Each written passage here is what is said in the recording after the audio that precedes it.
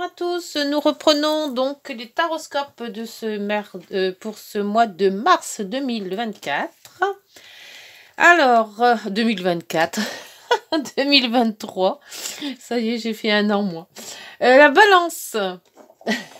Et donc, la balance, est-ce qu'on voit le truc? Oui, c'est ça. Allez, pour mars 2023, s'il vous plaît, donc on va faire la numérologie. Et j'ai parti un an avant. Bon, veuillez m'excuser. Alors, 2023, le mars pour les balances. Numérologie. Quel est le numéro pour l'énergie de ce mois de mars pour les balances? Ascendant balance et lune en balance. S'il vous plaît. Est-ce que le chiffre va sauter? Non. Ça veut pas. Non. Bon, on va aller le chercher. Donc, allez. Hop, ça sera la sécurité. Oh, je l'ai déjà vu pour un autre signe, celui-là aussi. Et en dos, l'exploration. Alors, sécurité. 40. Voilà. Donc, la lame 40. Oh, j'ai pas allumé mon... Je vais l'allumer tout de suite. Peut-être que ça ira mieux comme ça. Alors, vous devez faire preuve de patience et ne pas rechigner à faire des efforts. Mais si vous enfermez... Oh, mais ne vous enfermez pas dans votre tour d'ivoire en vous plongeant à corps perdu dans votre travail. Prenez du temps pour vous. Sortez un peu de votre routine sans avoir peur de ne pas être suffisamment performant et reconnu pour vos mérites. Alors, il ne faut pas vous mettre dans une tour d'ivoire et il ne faut pas vous plonger non plus à corps perdu dans votre travail. Il n'y a pas que le travail, hein. Il faut voir autre chose aussi. Allez, la guidance, les balances pour vous. Pour ce mars 2023. Les maisons, les 12 maisons. Pour ce mars. Mars 2023. 12 maisons. Alors, 4, 5. On va les remettre un peu. 1, 2, 3, 4, 6. Voilà. 7. Ça, je l'enlève. 8. 9, 10 et 11 et 12, encore une, et voilà. C'est parti. Donc, nous avons les 12 maisons bien alignées. Voilà, on ne va pas faire de bêtises. Alors, la sécurité et en dos, nous avons le jugement, la renaissance, le renouveau. Quelque chose qui vient à vous, carrément nouveau.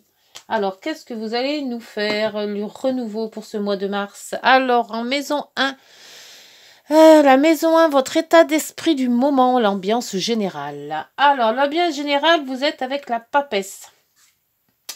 Donc, la papesse, c'est une réflexion, c'est se mettre en retrait, c'est plus... comment dire, c'est pas sentimental, hein, c'est quelque chose en nous, c'est plus psychologique, c'est voilà, on réfléchit à ce que l'on fait, on réfléchit à notre vie aussi passée, c'est karmique aussi, et puis comme là elle lit, elle a un livre sur les genoux, cette papesse, c'est pour justement écrire tout ce dont elle a besoin ou tout ce dont s'est passé. Elle intériorise beaucoup tous les ressentis qu'elle peut avoir. Donc vous êtes vraiment dans la recherche un peu psychologique de votre mois de mars. Là, ça va être un petit peu le... On revient sur son passé, on revient sur ce qu'on a vécu, et puis voilà, on fait un retour en arrière. Hein, c'est à peu près ça, c'est un retour en arrière, c'est l'intuition, c'est le monde intérieur spirituel. La maison de vos finances et de vos revenus, les balances. Alors, vous avez le pendu. Donc les revenus ben, sont stagnent là. Il n'y a pas trop de rentrées, mais il n'y a pas trop de sorties non plus. On est un petit peu... voilà, soit on attend peut-être une somme d'argent qui ne vient pas aussi, soit bon, on fait très attention à ses finances. Hein, donc c'est bien parce qu'on va voir avec la maison 8 ce que ça va donner et de votre travail aussi. Mais là, pour le moment, avec le pendu, on n'en fait pas plus. Voilà, on reste sur ses réserves. La maison 3, la maison de la communication, du courrier, des contacts et des rencontres. Oh, la maison Dieu. Alors, avec la communication avec la maison Dieu, c'est tout feu, tout flamme. Il peut arriver quelque chose là, après avec la maison 3, pardon, pas la maison 2, la maison 3, les communications et c'est aussi tout ce qui est petits déplacements. Alors avec la maison Dieu, on peut avoir quelques problèmes avec les déplacements, peut-être accident ou quelque chose comme ça. Donc on admet la prudence là. Hein. N'allez pas trop vite. Et donc là aussi, ça peut être tout feu, tout flamme aussi. Hein. Ça peut être très bon dans la communication ou alors ça peut être vraiment très, très moche. Peut-être on se met un petit peu des crises de colère ou quelque chose comme ça avec son entourage. Alors, bon, si vous voyez que ça commence à chauffer, n'hésitez pas, tournez le dos à tout ça parce qu'on peut dire des choses qu'on peut regretter par la suite. Pour la maison 4 c'est la maison familiale, c'est le foyer, la résidence, c'est la mère aussi. Et si vous n'êtes pas marié, c'est votre hérédité et vos parents. Vous avez le diable. Alors, le diable en inversé. Alors, le diable, quand il est droit, quand il est comme ça, il vous parle de détachement. D'attachement et de détachement, et surtout de se détacher de ces démons, en fait. Soit de se détacher des personnes qui vous tiennent, là, hein, essayer d'avoir un détachement sur certaines personnes, ou certains projets, ou certaines situations. Et quand il est à l'envers, comme là je viens de le tirer, c'est justement une libération. C'est un changement positif. Donc vous avez su vous détacher. Alors, soit de votre famille, hein, puisque quand même c'est la maison 4, soit de votre famille, soit d'une emprise de votre famille, ou alors vous avez tout simplement quitté cette famille. Avec la maison 5, c'est la maison de l'amour, des enfants, des personnes qui vous sont chères, des jeux, des vacances et plaisirs de la vie en général. Vous avez l'ermite. Alors l'ermite, vous êtes plutôt dans le fond de rétrospection là. Hein. Vous réfléchissez, vous vous mettez dans votre coin, vous êtes en retrait. Peut-être aussi par rapport avec cette papesse. Hein. Si la papesse est en retrait actuellement là, hein, parce qu'elle aussi, elle se met quand même dans un endroit calme pour réfléchir sur elle-même. Et là, on voit que pour vos plaisirs, là c'est pareil. Hein. Peut-être le détachement de cette famille vous fait vous mettre en reclus. Peut-être vous éloigner justement de tout ce qui entoure votre famille. Hein. D'où les enfants aussi peut-être.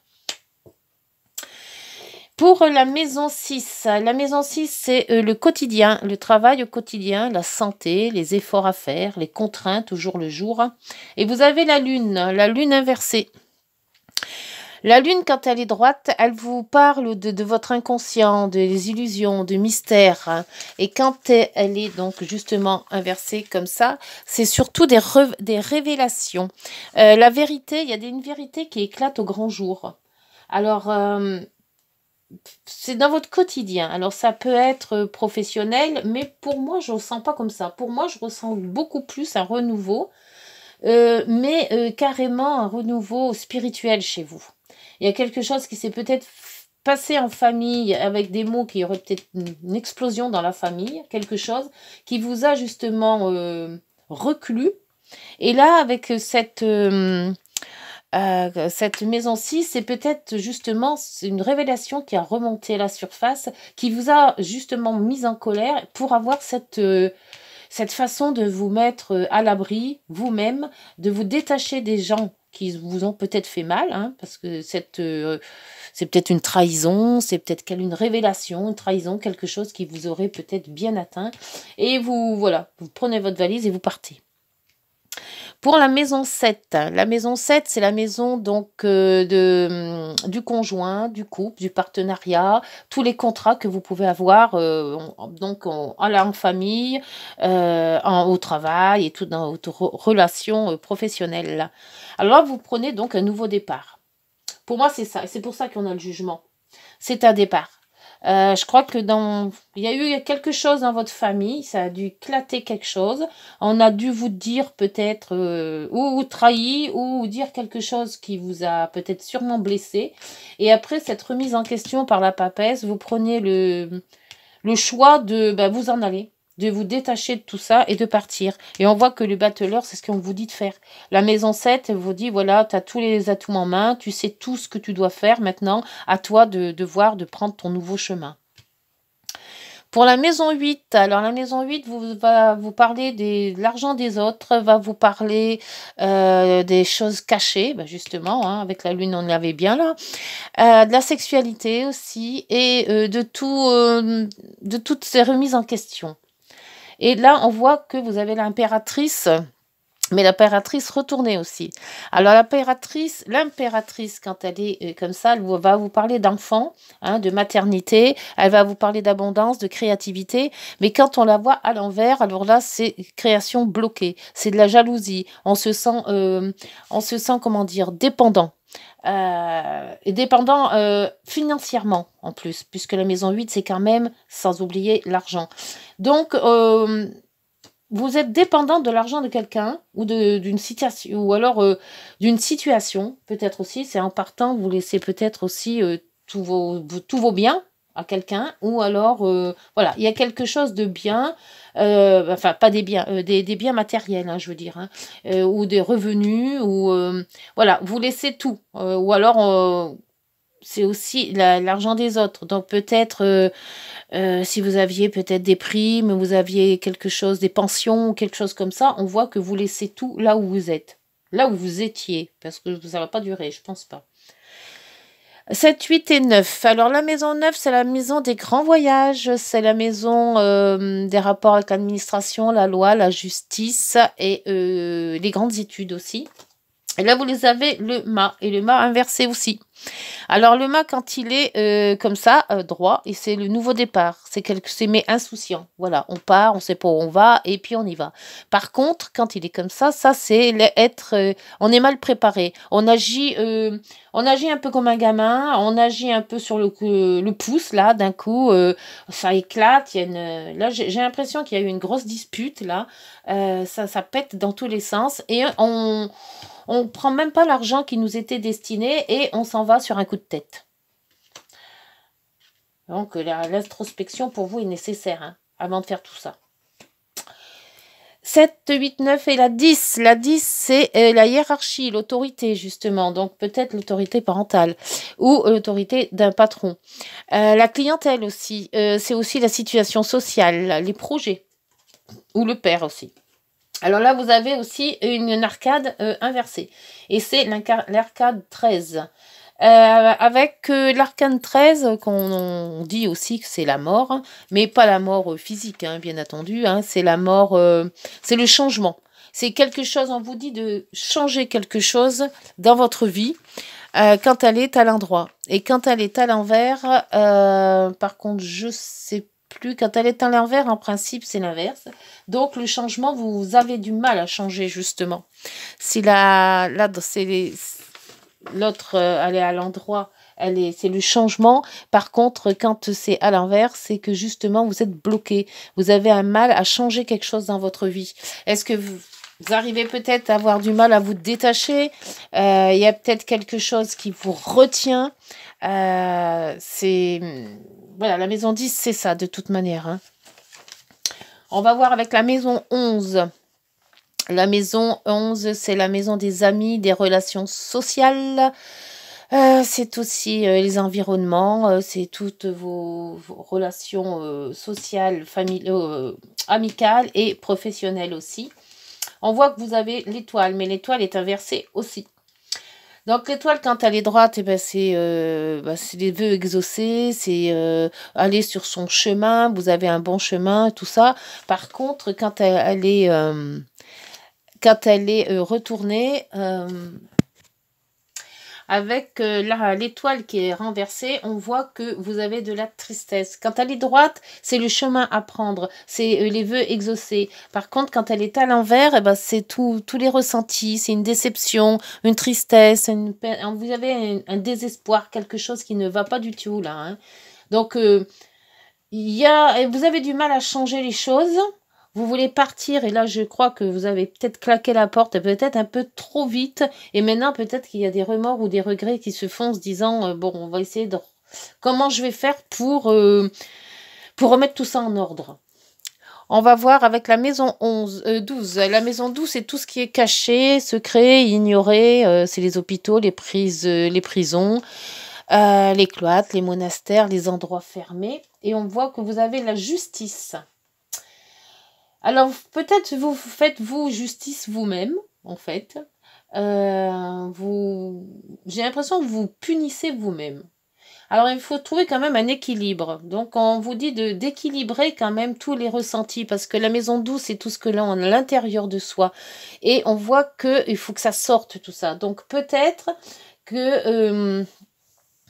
il y a eu quelque chose avec votre famille parce que quand même les communications, le détachement, l'ermite qui vous dit de rester cloîtré, de vous mettre de côté, la lune inversée qui vous dit qu'il y a peut-être des trahisons, il y a quelque chose qui s'est passé là. Et là, c'est pas mieux. On essaie de reprendre le chemin, mais tout y est à l'envers là. Donc, vous n'arrivez pas à vous transformer, vous n'arrivez pas à... Peut-être vous n'avez pas à dire pardon, tout simplement. Il y a peut-être eu quelque chose qui s'est passé et vous avez un mal de chien à pardonner. Voilà, maintenant c'est vous les balances qui voyez. Et là, on vous dit quand même en maison 12 qu'il ne faut pas rester dans cette... Dans cette impression-là. Il faut que vous vous rétablissiez et que vous équilibriez tout ça. Justement, avec la papesse qui vous dit de l'introversion, réfléchissez avant de faire les choses, réfléchissez de comment vous allez peut-être réparer ce qu'il y a à réparer, et réfléchissez aussi pour peut-être un pardon, hein, ou pardonner, voilà, peut-être qu'il y a eu, quelque part, il y a eu quelque chose de grave. Moi, je ressens comme ça. Bon, bah écoutez, voyez si ça vous parle, les vierges, c'est assez brutal, là, hein, c'est comme la maison Dieu, là, et communication brutale. Alors, avec, la lame est tombée, oups, je ramasse. Alors, là, c'est la conscience, ah bah oui, c'est ça, la conscience, hein. C'est la maison 12, hein. Tu vas découvrir de nouvelles facettes de ta personnalité, une grande transformation intérieure est en cours, c'est ça. Votre transformation intérieure. C'est pour ça que vous n'arrivez mais pas là. Ça, c'est intérieur, c'est pas extérieur en fait. C'est pour ça qu'elle est retournée. Alors, il est temps de partager ton savoir par des associations. Et c'est peut-être aussi ça avec le battleur. Ou des collaborations afin de rencontrer le succès. Mettez-vous pas dans votre tanière. Essayez de sortir. Pardonnez à ceux qui vous ont fait du mal peut-être aussi. Le cadeau en dos de deck. As-tu des rêves? Je suis sûre que oui. Il est temps de les réaliser. Je retire tous les obstacles de ton chemin. Tu peux y aller sans crainte, je veille sur toi. Bon, ben voilà, ben écoutez, si cette guidance vous a parlé, n'hésitez pas de liker, de vous abonner, et puis d'un petit commentaire. Et sinon, ben nous, on se retrouve, on se retrouve fin mars ou mi-mars.